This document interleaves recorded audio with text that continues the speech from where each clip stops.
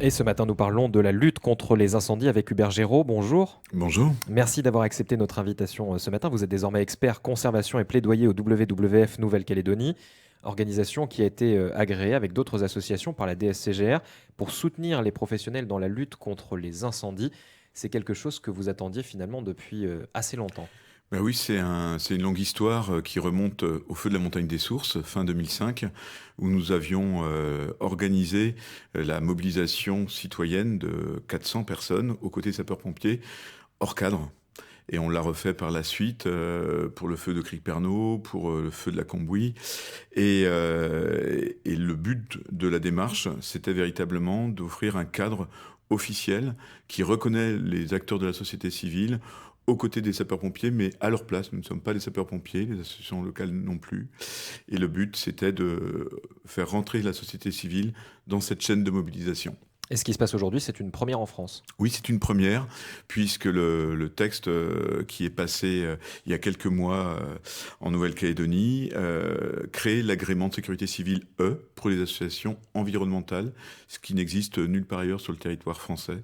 Donc c'est une première, et on va pouvoir rejoindre de cette manière-là des équivalents d'associations comme la Croix-Rouge, qui ont un agrément sécurité civile, mais avant, les associations environnementales, le sujet environnement n'était pas un sujet de sécurité civile à proprement parler. Alors, Il est aujourd'hui. en quoi ces associations peuvent aider, par exemple, la DSCGR sur des feux de forêt? Quel est le but de la manœuvre? Alors le but, c'est vraiment d'être positionné en premier lieu sur la prévention. Ce que l'on a visé à faire, c'est de mobiliser, de former des associations riveraines des sites à enjeux. Donc le projet pilote, hein, pour bien démarrer un endroit, c'est autour de la montagne des Sources. C'est donc des associations riveraines des deux vallées, d'Imbéa Rivière Vivante côté d'Imbéa et Red Ground du côté de la Coulée. Et donc de leur permettre, parce que ce sont des gens qui vivent sur place, qui connaissent très bien les lieux, et donc qui vont être les premiers à pouvoir alerter les sapeurs-pompiers. Donc il faut savoir décrire un feu, le positionner dans l'espace. Donc ils ont acquis tout le jargon pompier. Il faut, en cas de signalement, et si on est sur site, eh bien pouvoir éteindre un primo-feu, donc un feu de quelques mètres carrés, avoir un seau-pompe, des battes à feu, donc ils ont été équipés pour ça, et de pouvoir faire de la prévention auprès de la population et des usagers qui sont sur le site. Et puis, dans une certaine mesure, pouvoir participer à des extinctions de feux de lisière après que le feu soit passé, qu'il n'y a plus de danger. On l'a vu, par exemple, en décembre 2019 à la Coulée. Le sol fumait encore et il y avait toujours combustion des arbres endémiques. Et donc, alors que les pompiers sont dans la chaîne en train de taper les flammes, il y a un intérêt à pouvoir traiter ce passage de feu et sauver le maximum de végétation. Donc, ce type d'action va être maintenant possible pour ces associations. Donc ça demande véritablement à la fois du matériel et un aspect formation qui est vraiment primordial. Tout à fait. Des formations qui ont été délivrées dans le cadre du programme donc BES 2.0 hein, avec les fonds européens. Nous avons pu accompagner ces associations en collaboration avec les centres de secours et la DSCGR. Et maintenant, nous avons ces associations qui vont recevoir leur agrément. Alors, les premières associations agréées ont été donc le WWF, l'œil et le CIE, donc chacune dans leur domaine de soutien à la question feu. Donc, par exemple, l'œil, les questions de détection et d'évaluation, donc sont rentrées dans le dispositif. Et très prochainement, le texte est en cours. La Red Ground et d'Imbéa Rivière Vivante vont être également agréés. Donc là, on parle d'un site pilote. L'objectif, c'est ensuite de mailler l'ensemble du territoire? Exactement. Il fallait un pilote. On est pionnier. On ne sait pas ce que ça va donner. On est favorablement surpris des résultats et vraiment de la motivation des premières associations. Le but du jeu, c'est avec elles partager cette expérience auprès d'autres associations de terrain calédoniennes, près de zones à fort enjeu, et pour leur faire également profiter de cette démarche et les inclure dedans. Pour ça, on a obtenu le soutien, on a répondu à un appel à projet du fonds de la PEP, la politique de l'eau partagée, et on espère comme ça pouvoir engager d'autres associations locales dans ce dispositif. Forcément des associations environnementales ou alors ça peut être des associations simplement de riverains qui s'organiseraient pour prévenir les risques? Alors il faut que ce soit quand même dans leur objet, mais bien sûr le but c'est d'avoir une motivation associative liée à des lieux à enjeu. En premier lieu, tout de même, ce sont les associations environnementales qui sont attendues. Aujourd'hui, vous lancez en quelque sorte un appel à candidature. Vous avez déjà Oui. recensé les différentes structures qui pourraient déjà être intéressées par ça. Alors oui, on a une connaissance du réseau associatif. Après, il y a des petites associations en brousse qui peuvent jouer un rôle important. Et on veut se rapprocher de cette manière-là de toutes les motivations citoyennes.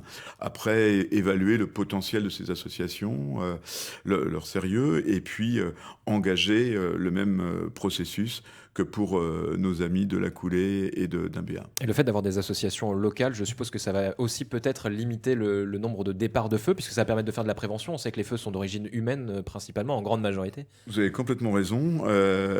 Des associations riveraines, ce sont des membres des associations qui ont leur famille, leurs amis, dans le même paysage d'action, là où ils sont attendus d'agir. Donc oui, on espère également que ça va mailler une conscientisation environnementale.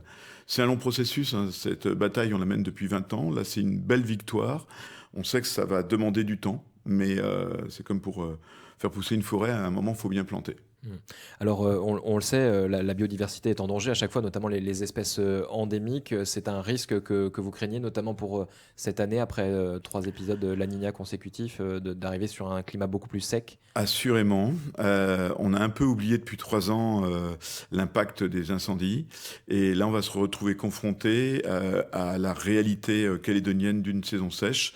En plus, avec possiblement El Niño, donc ça peut être le pire des scénarios qui puissent nous arriver, sachant qu'en plus, on a perdu les gros hélicoptères bombardiers d'eau, les Bell, qui ont quitté le territoire après être arrivés le 1er janvier 2006, dans le cadre du feu de la montagne des Sources.